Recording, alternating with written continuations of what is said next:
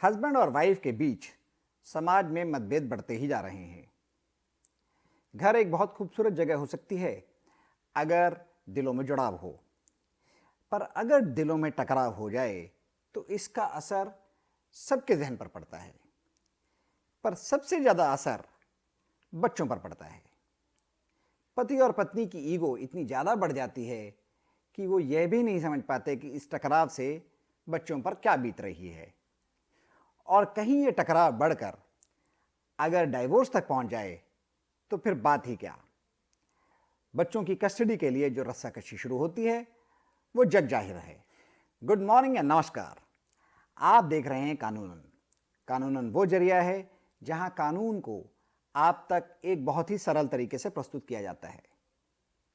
आज हम एक ऐसे केस को डिस्कस करेंगे जहां पर चाइल्ड की कस्टडी को लेकर माता पिता ने एडी चोटी का जोर लगा लिया। लोअर कोर्ट से हाई कोर्ट, अलग अलग तरह की दलीलें और अलग अलग तरह की पिटीशन। लोअर कोर्ट ने कुछ जजमेंट दी, हाई कोर्ट ने कुछ और जजमेंट दी, और अब फाइनली केस पहुंच गया है सुप्रीम कोर्ट में। सुप्रीम कोर्ट ने किन अलग अलग पहलुओं को देखा और किन बिंदुओं पर प्रकाश डाला और किस निर्णय पर पहुंचे, आज हम वही जानेंगे। सबसे पहले समझते हैं केस के फैक्ट्स। एक लड़का और लड़की का विवाह हुआ और तकरीबन 2 साल के बाद उनको एक पुत्र की प्राप्ति हुई। जब पुत्र की उम्र 1.5 साल थी तो फादर ने मदर के ऊपर आरोप लगाया कि मदर बच्चे को छोड़कर हमेशा के लिए चली गई, जबकि यह भी एक फैक्ट है कि मदर ने एक हैबेस कॉर्पस पिटीशन डाली।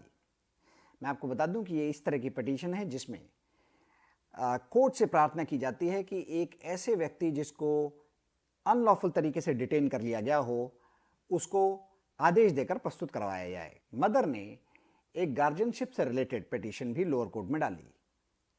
इस पिटीशन का फादर ने अपोज किया।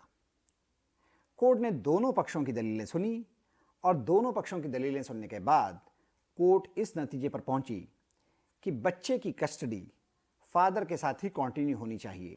इस नज़रिए पर कोर्ट इसलिए पहुंचा क्योंकि बच्चा पिछले कई सालों से फादर के साथ ही रह रहा था और कोर्ट का मानना था कि अगर अब बच्चे को फादर से लेकर मदर को दे दिया जाए तो इसका बच्चे के मानसिक संतुलन पर बुरा प्रभाव पड़ेगा।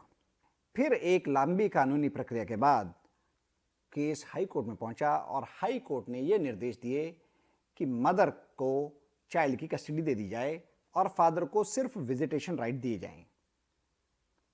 यह बात फादर को बिल्कुल पसंद नहीं आई और उन्होंने अपील डाली सुप्रीम कोर्ट में। अब केस सुप्रीम कोर्ट के सामने था। अब हम यह जानेंगे कि फादर ने क्या दलीलें दी अपने पक्ष में। सुप्रीम कोर्ट में फादर ने ट्रायल कोर्ट के जजमेंट का काफी हवाला दिया। फादर ने कहा कि ट्रायल कोर्ट का मानना है कि बच्चा पिछले 7 साल से फादर के साथ ही रह रहा है और अगर अब बच्चे की कस्टडी फादर से लेकर मदर को दे दी जाती है तो इससे बच्चे के डेवलपमेंट पे एडवर्सली इंपैक्ट होगा।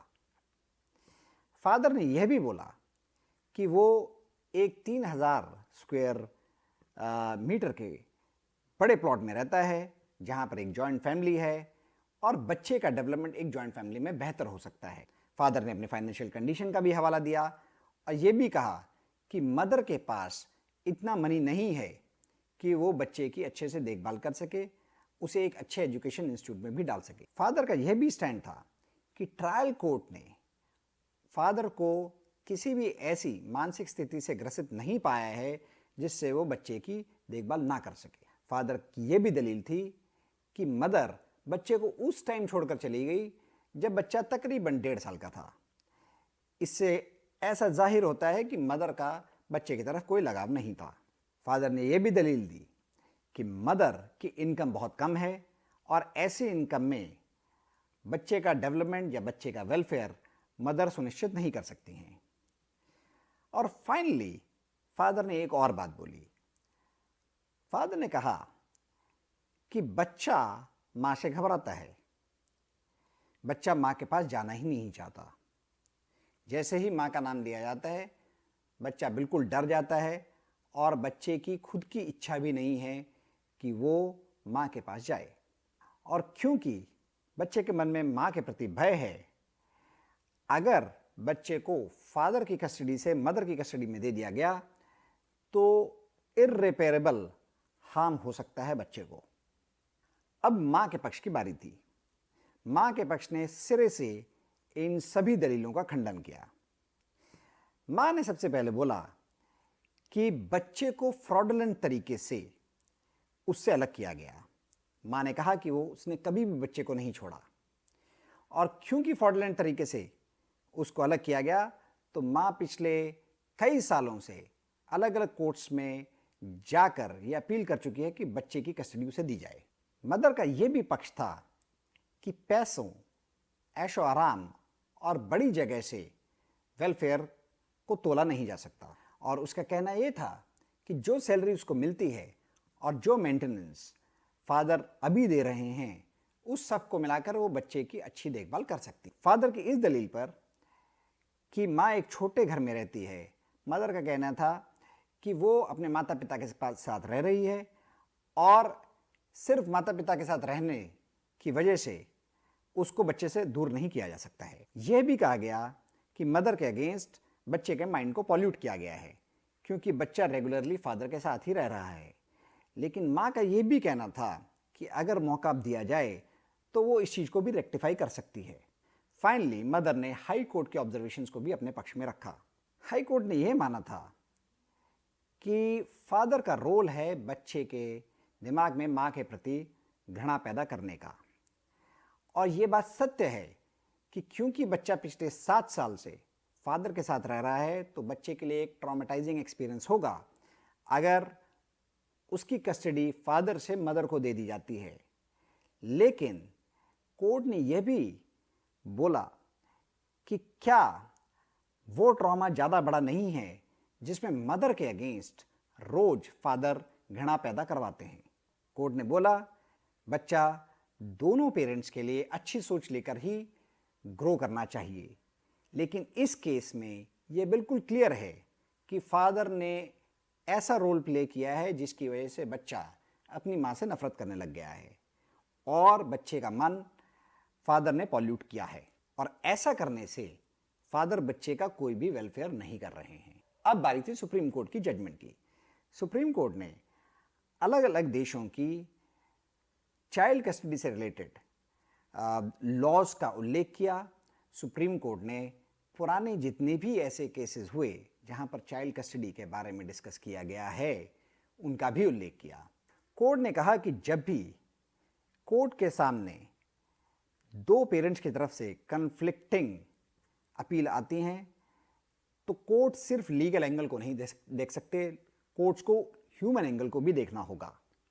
कोर्ट का सारा एम्फेसिस चाइल्ड के वेलफेयर पे है। कोर्ट ने कहा कि जब वेलफेयर की बात आती है तो बच्चे की शिक्षा, बच्चे का स्वास्थ्य, बच्चे का इंटेलिजेंट डेवलपमेंट, बच्चे का एनवायरनमेंट, इन सब पे फोकस किया जाता है। बट कोर्ट ने ऐसा भी बोला कि इन सब भौतिक सुख सुविधाओं के अलावा मॉरल एंड एथिकल वैल्यूज को भी उतना ही इंपॉर्टेंस दिया जाना चाहिए जितना कि फिजिकल कंफर्ट को दिया जाता है। कोर्ट ने कहा जो सेक्शन 13 में बोला गया है वेलफेयर के बारे में, उसे एक व्यापक पैमाने पर देखा जाए, वो सिर्फ भौतिक सुख से ही ना जोड़ा जाए।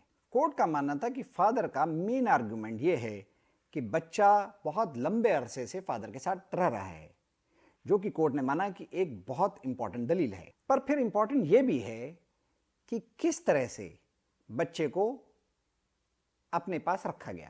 इस केस में कोर्ट ने कहा कि फादर ने कई तरह के अलग अलग तरीके अपनाए जो कि गलत थे। कोर्ट की अवहेलना की, कोर्ट ने जो आदेश दिया उनका पालन नहीं किया।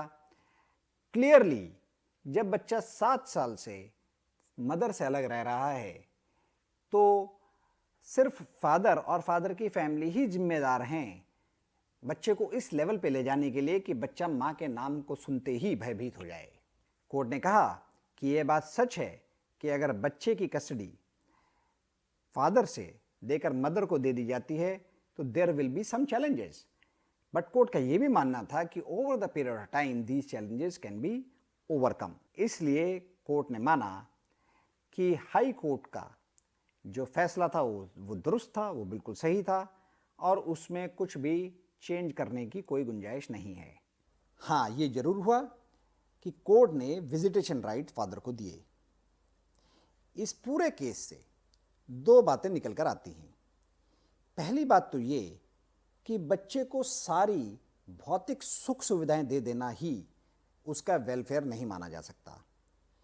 अगर एक पेरेंट बच्चे को अच्छी एजुकेशन, अच्छा ऐशो आराम सब कुछ दे सकता है, लेकिन एट द सेम टाइम बच्चे के मन में दूसरे पेरेंट के प्रति द्वेष और घृणा पैदा कर रहा है सिस्टमेटिक तरीके से, तो उसे वेलफेयर नहीं माना जा सकता। दूसरी बात जो इससे निकल कर आती है वो ये है कि अगर बच्चा लंबे टाइम से एक पेरेंट के पास रह रहा है तो ये अपने आप में कोई गारंटी नहीं है कि फाइनली चाइल्ड कस्टडी उसी पेरेंट को मिलेगी। अगर गलत तौर तरीके से बच्चे को अपने पास रखा गया है तो वो भी उस पेरेंट के दावे को कमजोर ही करेगा। आपको ये वीडियो कैसा लगा? आप अपने सुझाव कमेंट बॉक्स में लिख सकते हैं। अगर आपके कुछ सवाल भी हैं तो आप वो भी लिखिए, हम उनका उत्तर करने की पूरी कोशिश करेंगे। I hope you like this video. Keep coming back to Kanoonan to know the law in simple terms. Thank you very much.